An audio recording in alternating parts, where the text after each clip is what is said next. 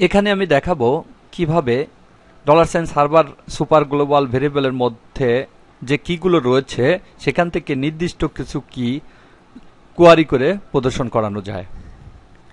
আমি এখানে web forms ফোল্ডারের মধ্য থেকে check boxes radio buttons dot PSP নামে যে ফাইলটি রয়েছে এই ফাইলটি ওপেন করেছি। দেখতে পাচ্ছি ফাইলটি রয়েছে এবং এটা ওপেন করা অবস্থায় রয়েছে। এবং আরেকটি ফাইল ওপেন করেছি স্ক্রিপ্টস ফোল্ডারের মধ্য থেকে process check radio dot PSP নামে ফাইলটি ওপেন করেছি। দেখতে পাচ্ছি এই ফাইলটিও ওপেন করা রয়েছে। তো আমি প্রথমে এই ফাইলটিতে একটি ফর্ম তৈরি করেছি। ডিজাইনে যাই, দেখতে পাচ্ছি একটা ফর্ম তৈরি করা রয়েছে। এখানে কিছু ইনপুট টেক্সট বক্স রয়েছে, কিছু চেক বক্স রয়েছে এবং কিছু রেডিও বাটন রয়েছে। সবশেষে সাবমিট বাটনটি রয়েছে। এখানে এগুলো ফিল আপ করে সাবমিট বাটনে ক্লিক করলে আমাকে প্রসেস চেক রেডিও এই ফাইলটিতে নিয়ে যাবে। নিচের দিকে যাই, এখানে দেখতে পাচ্ছি $সাইন সার্ভার ভেরিয়েবলের বিভিন্ন ধরনের কি এখানে ব্যবহার করা হয়েছে। আমি এগুলো একটা একটা করে দেখাবো। প্রথমেই আমি ইন্টারনেট এক্সপ্লোরারে যাই, ওয়ার্কিং উইথ ওয়েব ফর্মস, এখান থেকে check box and radio buttons এই ফাইলটি ওপেন করি। দেখতে পাচ্ছি এখানে ফিল আপ করা রয়েছে এবং এখানে একটা চেক বক্সে ক্লিক করে টিক চিহ্ন দেই। এখানে এই রেডিও বাটন চয়েস করে সেন্ড আজ ইওর কমেন্টস এই বাটনটিতে ক্লিক করি। তাহলে দেখতে পাচ্ছি এর পরের যে ফাইলটি রয়েছে অর্থাৎ process check radio dot PSP এই ফাইলটি ওপেন হয়েছে এবং এখানে তথ্যগুলো দেখাচ্ছে। প্রথমে আমি দেখতে পাচ্ছি এখানে $সাইন সার্ভার এই সুপার ভেরিয়েবলের মধ্য থেকে রিকোয়েস্ট মেথড, কোন মেথডটার মাধ্যমে রিকোয়েস্ট করা হয়েছে সেটা দেখাইতে বলা হয়েছে। দেখতে পাচ্ছি এই লেখাটা সরাসরি লিখেছে, কারণ এটাকে আমি সরাসরি কেউ করতে বলেছি। তারপরে এখানে মেথডটা দিতে বলা হয়েছে। এখানে মেথডটা ছিল গেট, আমাকে তাই লিখে দিয়েছে। পরের লাইনে এই লেখাটাকে সরাসরি লিখতে বলা হয়েছে, সরাসরি লেখাটা লিখে দিয়েছে।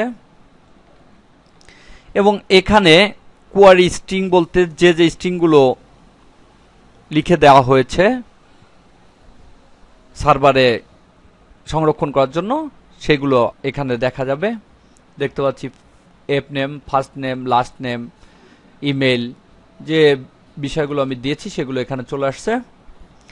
এখানে রয়েছে রিকোয়েস্ট ইউআরএল, এটা হচ্ছে ইউআরএলটা কি হবে, learning PSP, web forms, scripts, processing check radio PSP, অর্থাৎ এর ইউআরএলটা যেখানে এই ফাইলটা রয়েছে তার যে ইউআরএলটা সেটা এখানে চলে আসবে এবং এখানে নিচে তথ্যগুলো চলে আসছে।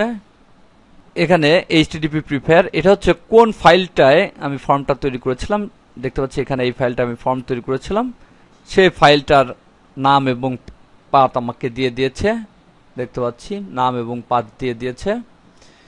এখানে ইকো করা হয়েছে দুইটা লাইন, তারপরে লিখতে বলা হয়েছে দেয়ার আর গেট প্যারামিটার্স, এখানে লেখা হয়েছে দেয়ার আর গেট প্যারামিটার্স। এবং এখানে ইপের মাধ্যমে $সাইন গেট যে মেথডটা ব্যবহার করা হয়েছে সেই মেথডের মধ্যে যে ভেরিয়েবলগুলোর ভ্যালু গিয়েছে সেগুলো এখানে কাউন্ট করতে বলা হয়েছে।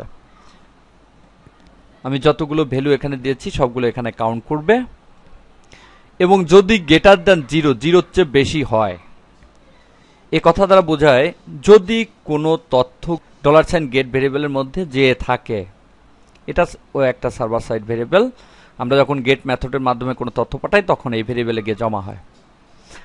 তো যদি জমা হয়ে থাকে তাহলে এই কথাটা লিখতে বলা হয়েছে এবং বলা হয়েছে ফর ইস, এই স্টেটমেন্টটা ব্যবহার করেছে $সাইন গেট, এই $সাইন গেট ভেরিয়েবলটা অ্যাজ $সাইন কি equal greater than $sign value.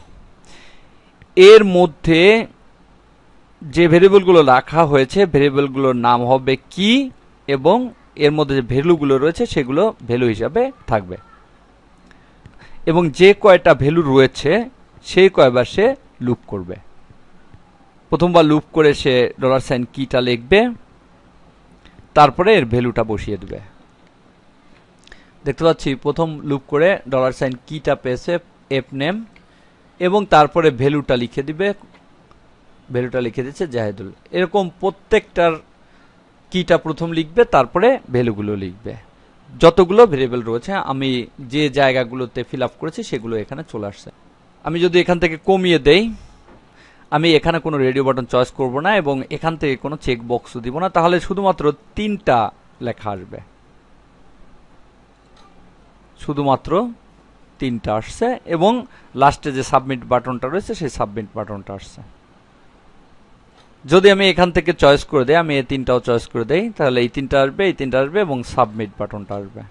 দেখতে পাচ্ছি বৃদ্ধি পেয়েছে। এভাবে এই $সাইন সার্ভার ভেরিয়েবলের মধ্য থেকে কোয়ারি করে নির্দিষ্ট কিছু প্রয়োজনীয় তথ্য বের করে দেখা যায়।